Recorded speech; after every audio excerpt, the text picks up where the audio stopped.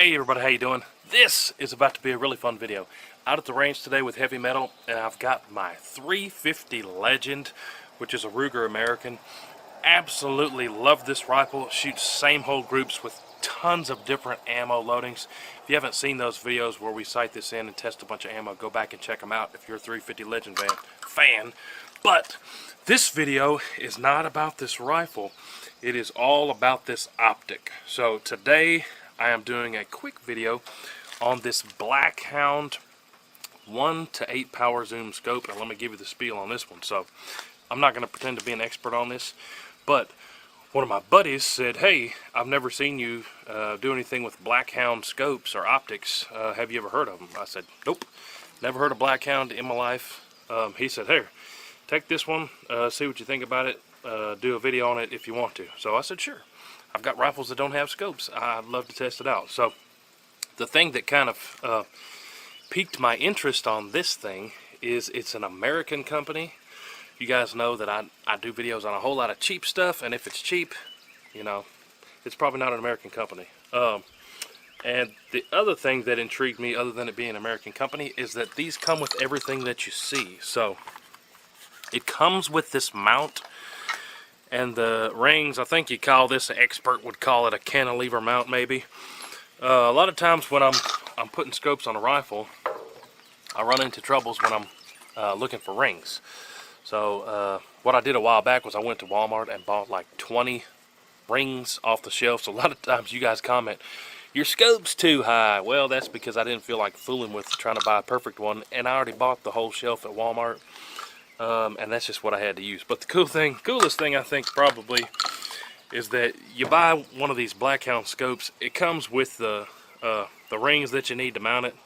Saves you the hassle of trying to find one that works with it, and probably saves you some money along the way.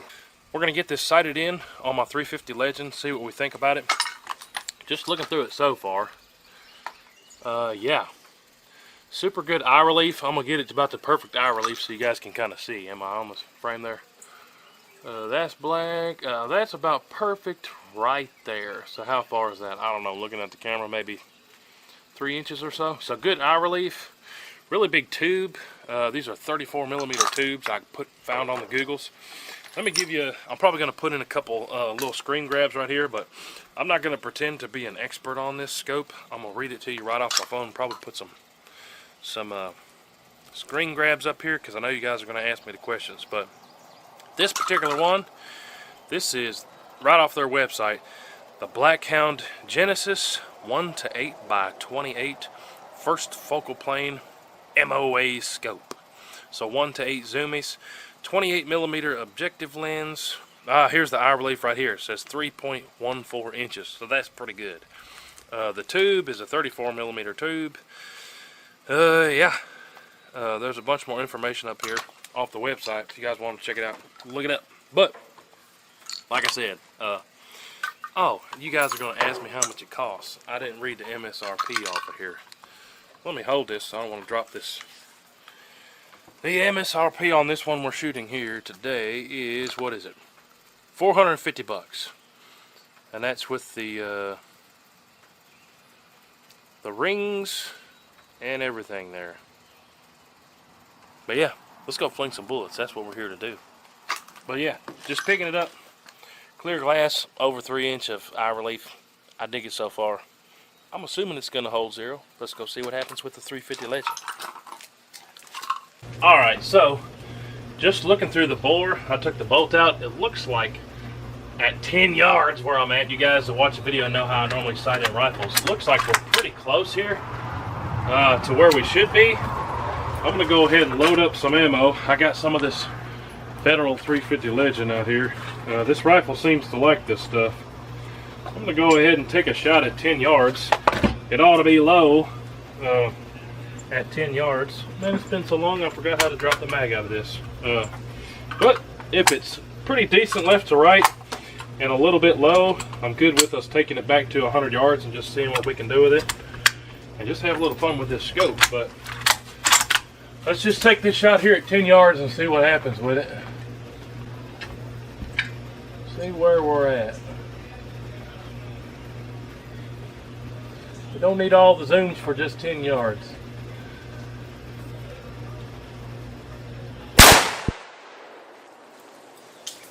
So,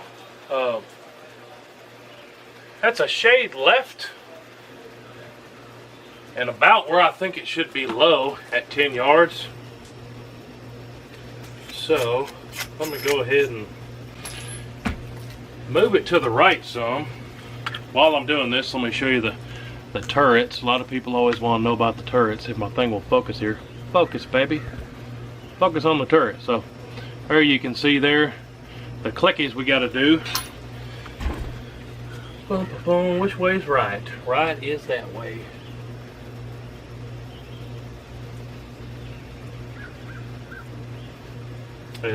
These are one click is half MOA. So I'm gonna go ahead and put the turret cap back on there. Now let's take it back to 100 yards and see what we can do with it. Another thing I did not mention yet. This has an illuminated reticle. Let me drop this mag out here. Illuminated reticle with this dial here on the side. It's got quite a few different brightness settings. You pull it out, turn it, and then lock it down in there like that. But pretty cool. A lot of people ask me, what do you think about illuminated reticles? My answer is normally, if it's not a whole lot more money, I go ahead and get the illuminated one. I'd hate to miss a deer at that perfect time of day where I needed it and not have it. Wish I'd rather spent that $20, if you see what I'm saying. But let's go back to 100, flank some bullets, and see what's happening with it.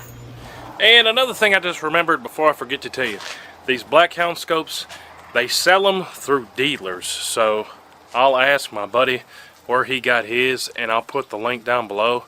I'm not trying to sell you something. I don't make a dime off of that, but I know y'all are going to start Googling and see where you can find them and their other models and all that. So I'll try to find the link to the dealer where my buddy bought his. But like I said, I'm not making a dime. I'm not trying to sell you something. Just trying to give you my honest opinion of a scope that my buddy said he really likes and thinks is cool.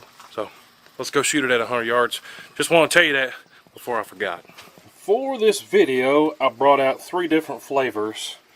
Got this Federal non-typical 180 grain, Federal Power Shock 180 grain, and then some of this Bear Creek Ballistics 160 grain. And here's my setup here. We got 3 different types of ammo, 4 plates. This first one we're going to sight it in. I think, judging off of what we did at 10 yards, we should be on at least to hit this plate at 100. Then we got the Federal non-typical, then the Power Shocks, then those Bear Creeks there. But let's get the 350 Legend sighted in with that blackhound scope. See what we think about it. Have a little bit of fun slinging some bullets at 100 yards with 350 Legend. We're back at 100 yards, and in the magazine I've got loaded this Federal non-typical stuff. So first let's sight it in quick. A lot of people ask me, where should I use my variable, what do you call these? Low power variable optics. My answer is always whatever you want to use it on. I've got one on my 4570. What else do I have one on? I can't even remember, but a lot of people put them on ARs. They're good on ARs. Great on these brush type guns, 450 Bushmaster, like I said, my 4570. I think it'd be great on this 350 Legend. But let's take a couple shots. Man, that looks clear back here. But already got it on all the zooms here. We need the mags to fling the bullets out of. Let's get this sighted in quick. I got 4 paper plates down there. The circles on the plates are a penny that I traced, but let's get this sighted in quick. Alright, a little high left, so let's do some clickies to the right and down. Right is this way. How many we need?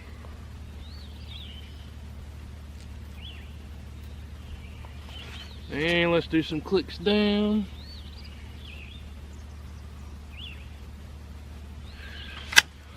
Y'all know I just do a bunch of random clicks and we get there after a while. Let's take a second shot here. Oh, we moved it too much down. Up.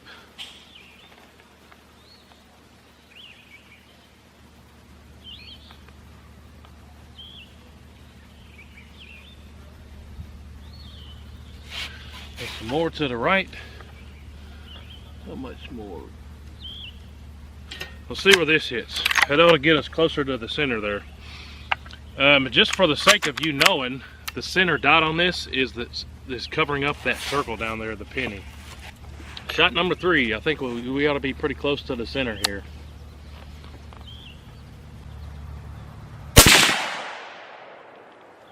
Hey, there we go. I'm gonna go ahead and do one more up. One more to the right. And do we have any more bullets in here? Yeah, I got one more. Let's go ahead and take one more shot and unload this. Then I'm gonna do a 3-shot group of the other 3 plates I got down there.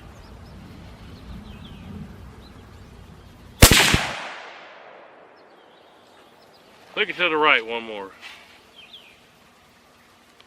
Now let's go to 3 clean plates, and I'm gonna do, like I said, a 3-shot group with all these different types of ammo I brought out here. First group is gonna be this Federal non-typical that we just sighted this rifle in with. I'm gonna keep the jib jabbing down and the flinging the boo lights going, so y'all don't have to watch a boring video here. All right, clean plate here, the one below that last one. Bullseye. Take another shot, shot number 2. I squeezed that trigger when it was a little bit high, so that little bit high might be a little bit me. I'm taking those glasses off because it's crazy humid and I can't see. Alright, there we go. Now let's go to another clean plate. I'm going to load up some of this Federal Power Shock, the blue box stuff. See what we can do with this stuff.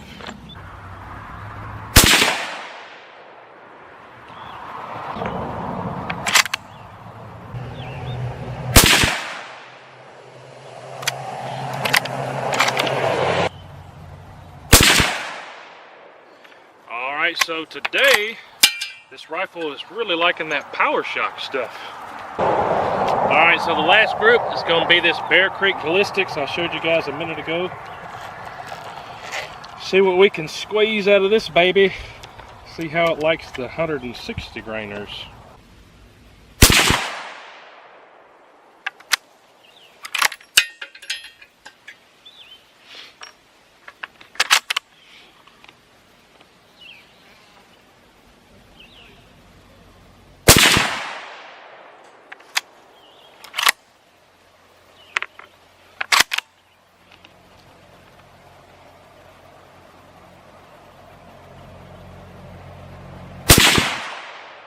Alright, let's go check out the targets and see how we did here.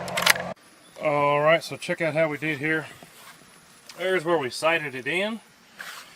Then, there's that Federal non-typical group. And I try to show you my thumbnail. That circle is the size of a penny. There's my thumbnail, so not too terribly bad. Definitely good enough to smoke a deer with. Then we got into this Federal Power Shock. Really good group there. That rifle liked that ammo today. And then there's that Bear Creek Ballistics group at 100 yards. 2 just about in the same hole. So hard to say between that one and that one, which had the better group. Probably a tie, if I had to say there. But there you have it, guys. The Blackhound 1 to 8 power zoomies. I dig it. You guys saw there on the 350 Legend, it held 0 and did great. We had a couple rounds go through the same hole there. But yeah, I dig it. I wish it was mine and I could leave it on this rifle for deer season, to tell you the truth. But like I said earlier, I'm just borrowing it from my buddy. He said I could take it for a spin. But the short and the skinny of it, like I said earlier, I think it's cool that they come with the scope rings and the mount. You don't have to worry about trying to find one that'll fit your tube and be the right height. It already comes with it. And I really like the eye relief. So this is better than any of the low power variable optics that I have. I have never shot one that had this clear a glass and I like this much. But the big thing for me, it really is eye relief. When you're paying money for scopes, a big piece of it, I mean, it's really two things for me. You guys know I shoot a lot all the time. The two biggest things for scopes is me, well, I'm going to say three things. Clear glass, eye relief, and the price. And I think this one has a pretty fair mix of all of them. The glass is really clear. I wish I could show you in the video, but it's hard to do that in video. The price isn't terrible, and the eye relief is awesome. So like I said, this would be awesome for the thumpers, the 450 Bushmaster, 350 Legend. I've got a low power variable one on my 4570 right now, but I think this is fantastic for those. Be good for your ARs, 300 blackout, 5.56, 308, AR-10, what have you. But hey, there you have it. If you never heard of Blackhound, check them out. Let me know what you think about them. Again, I'll put the link down below to the dealer where my buddy said he got his, if you guys want to check them out. But let me know what you think.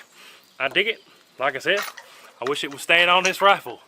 You guys have been asking me to film a deer hunt with 350 Legend. I'm going to try real hard to do that this year for you guys, so stay tuned for that. But let me know if you have any questions about this. I may or may not be able to answer them. Let me know what you think about 350 Legend. As always, really appreciate you guys tuning in and watching. We have a new video every single day. Make sure that you're subscribed. Don't forget to subscribe to my friends at the Heavy Metal channel and all the other links down below. It really helps me out if you follow us everywhere, Instagram, Facebook, yada yada, everywhere else. But appreciate you guys watching. Don't forget to share us with your friends. We'll see you on the next one. Hooty-hoo! Load it up and get it on as soon as you can. 30 on 6, 10 mil, 50 cal. It don't make a difference, man. We like